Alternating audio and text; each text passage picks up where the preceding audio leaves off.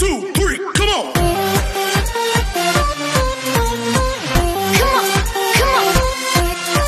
Hello beautiful people! Welcome back to my channel. This is your Mama Sam. Hola mga amigo, amiga, kumare at kumpare. Kamusta kayong lahat? Sana lahat po kayo ay okay at safe ngayong araw na ito. At syempre kung ako naman ang tatanungin nyo, nakikita naman ninyo ang beauty ng lola ninyo ngayon, fresh overload pa rin, di ba?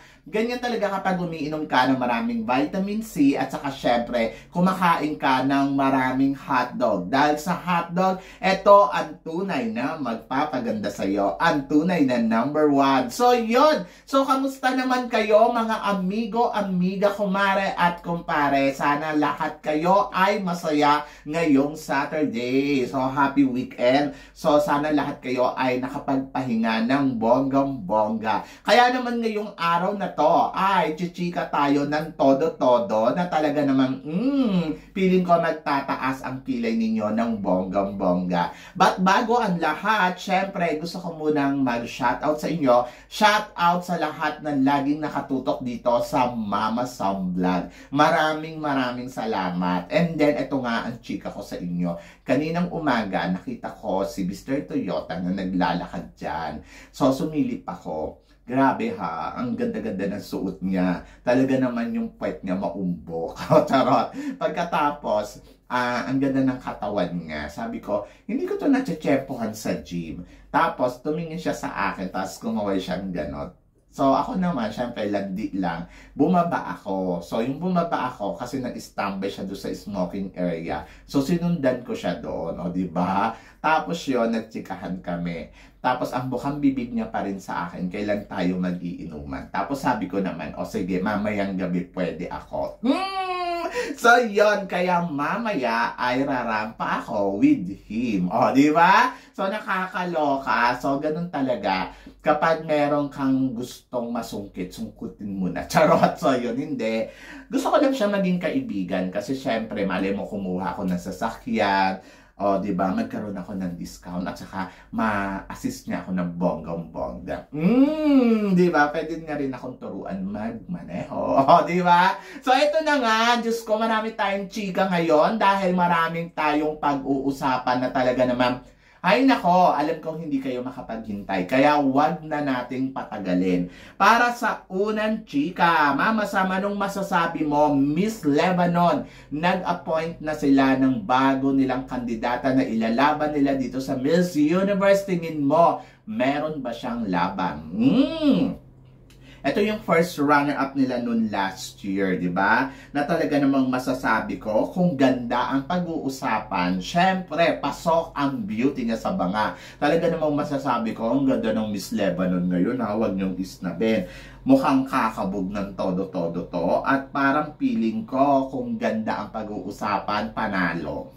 But, syempre, hindi lang naman ganda. Kailangan meron ka rin talagang angkin na talino. Kaya, depende yan sa kanya kung kaya niyang makipagsabayan sa malalakas ngayon dito sa Miss Universe. So, ang feeling ko ay thank you, girl siya. Charot! So, yun. So, ewan ko, hindi ko alam. Basta, alam naman natin na ang labanan ng Miss Universe ay nakapokus talaga dyan yung mga malalakas na kandidata.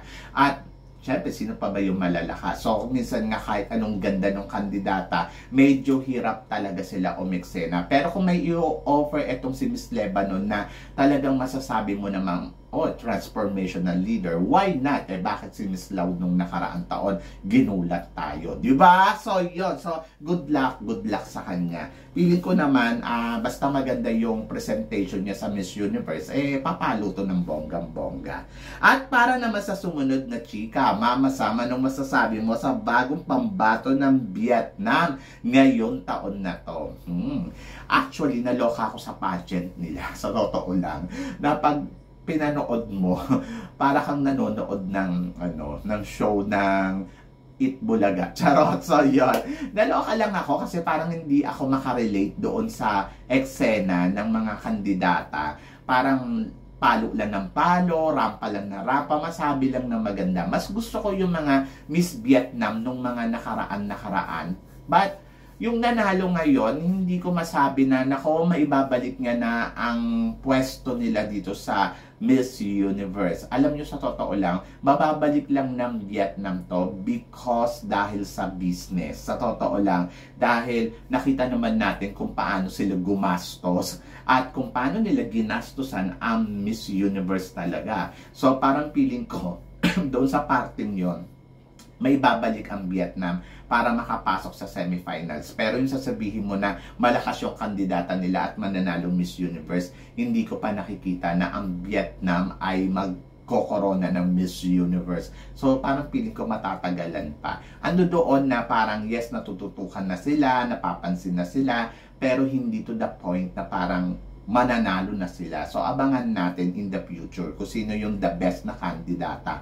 Parang feeling ko until now, ang the best na candidates na pinadala nila sa Miss Universe noong 2018 nung kay Catriona Gray. Yun lang. Yung pa lang ang nakikita ko. The rest, parang lumulusot lang because of business matter. Diba? So, yun.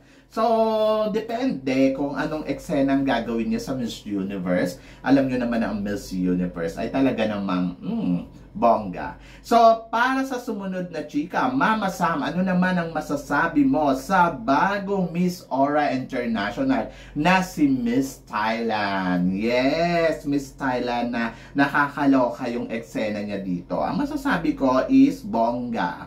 Hindi naman ako magtataka kung bakit ito ang nanalo. Kasi naman, dito naman sa Miss Thailand talaga, noong Miss Grand, ay kabugera na to, naging 4th runner-up lang. But, di ba, in fairness naman sa kanya, nakita naman natin yung performance niya. Kumabog naman siya swimsuit, at saka sa evening gown. At sa evening gown niya, masasabi ko naman, oh, yung ganda, grabe, ang panalo, ang galing ng design ng gown niya. At, hindi ako magtataka, hindi ako nagtaka na siya ang nag-title. So, ang masasabi ko lang ay congratulations. Ang nakakaloka lang, kasi syempre, ang dami din namang kandidata talaga na kung ganda ang pag-uusapan ay mas maganda sa kanya. Pero ang pinatunayan ng pageant na to, dapat caliber ka. Charot. So, yun. Yung ibig ko sabihin, yung ex-senadora ka talaga. Yung magaling ka talaga rumapa. Kahit hindi magaling yung Q&A mo. Kaya nga feeling ko si Herlyn Budol dapat ipinapadala dito Kasi si Herlyn Budol, alam naman natin na ex-senadora din yon at kabugera. Bukod doon sa kabugera at ex-senadora na maganda din. So parang feeling ko pwede siya dito sa Miss Aura International. Diba? So yon. So congratulations sa Thailand. Finally, diba, nanalo sila. At para sa sumunod na chika, Mama Sam, anong masasabi mo sa sunod-sunod na Asia ang nagta-title ngayon dito sa Miss Aura International? Nasaan ba ang market? Nasa Asia. So, doon sila tututok, di ba? So, sinimulan nila noong 2021 na si Miss Philippines na si Faith Garcia. Sinundan ito ni Miss Indonesia at ngayon ay si Thailand na. So, umasa ka sa susunod na taon ay si Malaysia. Charot!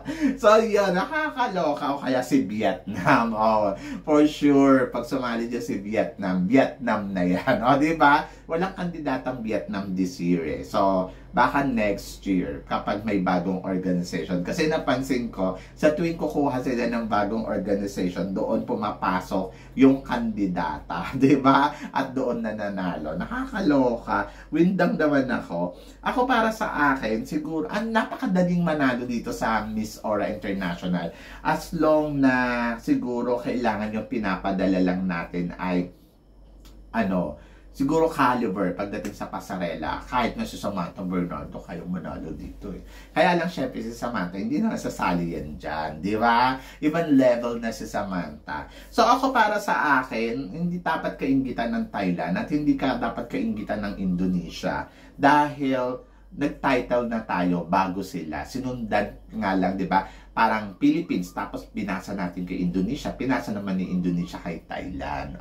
Di ba? Kaya okay lang yan. Be happy na lang sa Thailand. Kailangan nila ng more crown. Charot! More crown talaga. So, nakakaloka. At ito na nga, sumunod na chika. Mama Sam, speaking of Thailand, so tingin mo ba taon ngayon ng Thailand kasi after nila manalo sa Mr. International, so nasundan na naman ng another crown sa Miss Aura International.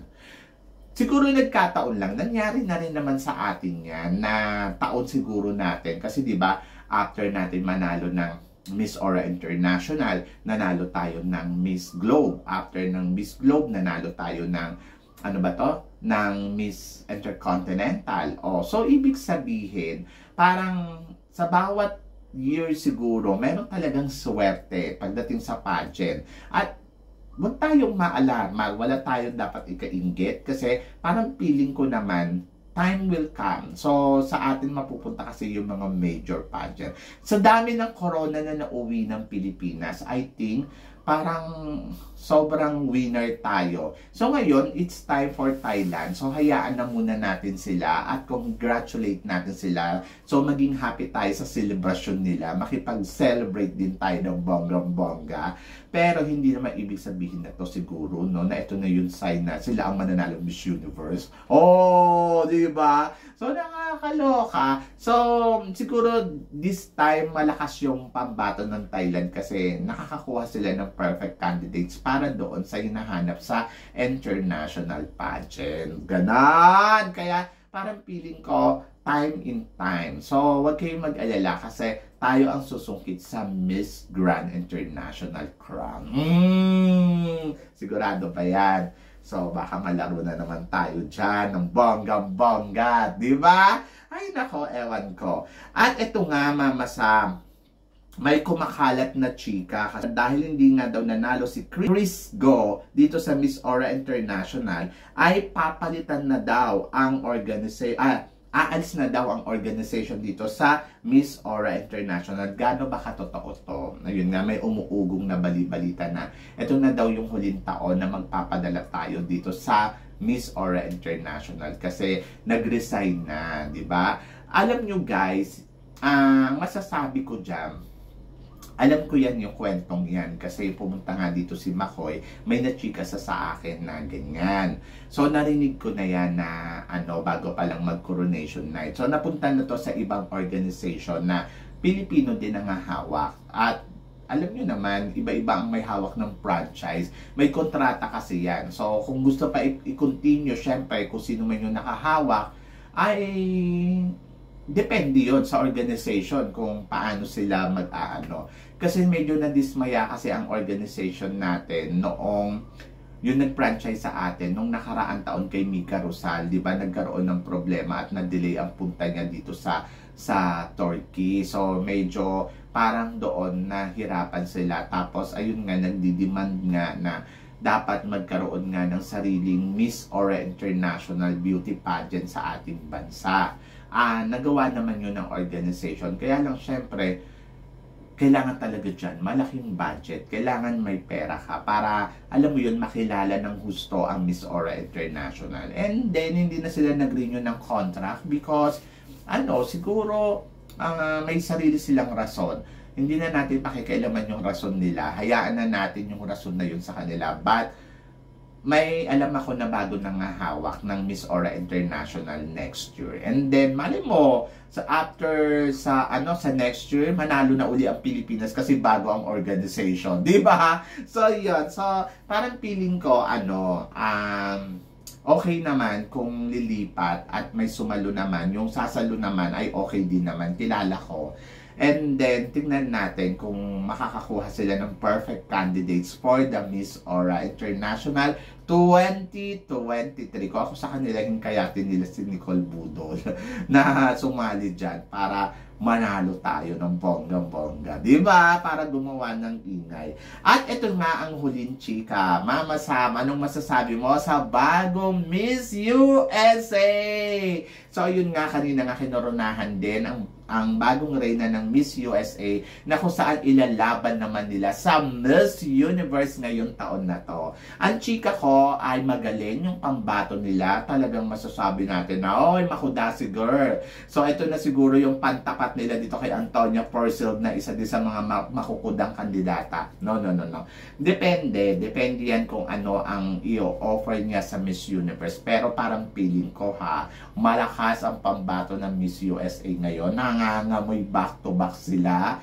So, depende yan sa performance na ipapakita niya sa Miss Universe. Ako hindi naman ako na-alarma or hindi ako natatakot na naku, malakas ang pambato ng USA ngayon. Kasi parang feeling ko naman, ang lahat naman ng Miss USA ay magaling talagang magsalita. Magaling talaga sila kung paano kumuda at malalim silang magsalita. So, hindi na bago yan sa akin. Ang dami-daming Miss USA na pinadala nila sa Miss Universe na grabe, sobrang panalo talagang magsalita. Halos lahat naman. Pero pagdating naman sa Miss Universe, hindi umi-eksena. Si Arbo nila yung naka-eksena. Nalalamon sila ng bonggang-bongga, di ba? So, nung mga nakaraan, ang tindi din ng pambato nila before Arbo ni magaling din kumuda yun. Pero hanggang sa semifinals lang. So, eto din, nakikita ko na parang hanggang semifinals din lang to. Pero depende sa kanya kung paano siya magpapasabog ng bonggang-bongga. Pero wala tayong dapat alalahanin kasi naniniwala naman ako na kaya namang sumabay ng pambato natin dito. Diba? So, yun. So, kayo guys, ano guys ang masasabi ninyo dito sa mga pinag-uusapan natin ngayon? So, tingin ba ninyo sa mga nanalo ngayon ng international pageant at national pageant sa Miss USA, sa Miss Vietnam at sa Miss Aura International, deserve ba talaga nila ang corona? So, please comment below para at least malaman ko naman kung ano ang chika mo dito sa mga pinag-uusapan natin ngayon. So yun guys, maraming salamat syempre sa inyong lahat sa walang sawang suporta na binibigay ninyo dito sa channel ko at sa mga hindi pa po nakaka-subscribe dyan. Please don't forget to click like and subscribe my channel at i-click nyo na rin po ang notification bell para lagi kayong updated syempre sa aking mga chika. Sabi ng ganon, always keep smiling and always think positive. Walang imposible sa itaas, manalig lang tayo sa kanya. Kaya guys, hanggang dito na lang, hanggang sa muli nating chikahan. Paalam! Thank you guys!